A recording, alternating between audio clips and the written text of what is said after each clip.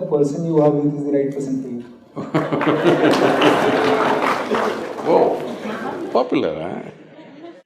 It once happened. Shankaran Pillai was at the family dinner and when everybody settled down for dinner, he stood up at the table and announced, "I am going to marry Lucy, who's just across the street." I hope that's not the name. No, it is. Then the father said, "What? You going to marry Lucy? She has nothing. She's like a tramp. You're going to marry that Lucy?" Mother said, "What? You're going to marry that Lucy?" The uncles always pitch in these kind of matters, you know. Uncle said, "What? You're going to marry that Lucy? Have you seen her hair? It looks fake." The aunt, "What? You're going to marry Lucy? She's always painted. You're going to marry that painted woman?" The little boy, the nephew, can't be left out. He said, "You're going to marry Lucy, she doesn't even know what is cricket. How can you marry her?" Shankaran Pillai stood his ground and said, "Yes, I'm going to marry Lucy." Everybody asked in one voice, "Why?" He said, "Because she has no family." There are no many opinions to battle with. So, who is the right person? I don't want to take away all the romance from your life. But let me tell you this, there is no right person on this planet. If you put your heart into something, something may become wonderful. Is it the right thing? There's no right thing. Nobody ever found the right person anywhere, okay? If you get into that kind of unrealistic mindset, "I have found the right person," oh, you will be soon disappointed. You must understand, there is no right person. First thing is to see whether I am the right person. Yes, am I the right person? And there are no right people on this planet. If you understand, you have your nonsense, they have their nonsense, we can adjust nonsense. Go on. We must understand relationships are formed for various needs. There are physical needs, there are psychological needs, there are emotional needs, there may be social needs, there may be financial needs, various kinds of needs.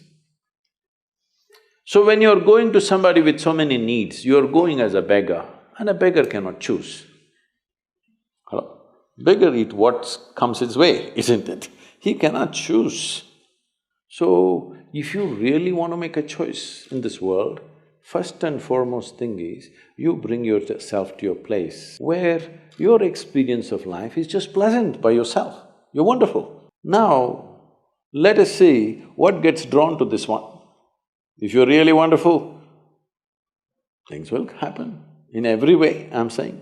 In terms of career, in terms of marriage, in terms of relationships, the best will happen to you because you made yourself like this. Instead of trying to work on somebody and fix them, if you work upon yourself and make you so wonderful that everybody wants to be with you, then there is a choice.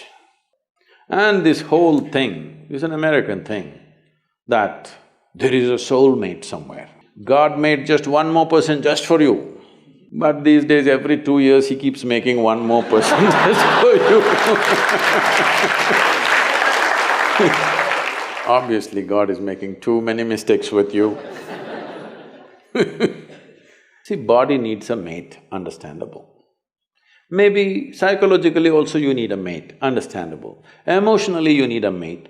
A soul cannot need a mate. So soul doesn't need a mate, nor was some person made perfectly for you, okay? This creation makes all kinds of unique idiots. If you understand you are one kind of idiot and the others are different kind, you will understand their nonsense because you know you got your stuff. If you think you're perfect and God has chosen you and He's made another person perfect somewhere else, you're heading for a disaster. okay? There's no such thing. Even, people today, after 5,000 years, people are still adulating and worshipping Krishna as the greatest lover, but his wives are dead unhappy with the guy. Yes. So, you're not going to find any perfect person. If you invest a deep sense of involvement, something wonderful may happen. It's because of your involvement, not because the other person is fantastic. No. Even if you choose a fool, actually it's easy that way. If they're not stupid, why would they come to you first of all? No, I'm just being nasty. So, even if you choose a fool, it doesn't matter. If you involve yourself, it can turn out very beautiful. You chose the smartest person in the universe, it could be a disaster. So, do not think in terms of, whatever this made for each other nonsense. No, you choose the opposite actually. But after some time, after a little bit of time, you slowly start expecting they're just like you. This is a serious mistake. Because if one more person becomes just like you won't be able to bear with them for 2 days. Hello? Please tell me. If there's one more person just like you at home, could you live there? You're glad they're different. It's wonderful, nobody is like you, isn't it?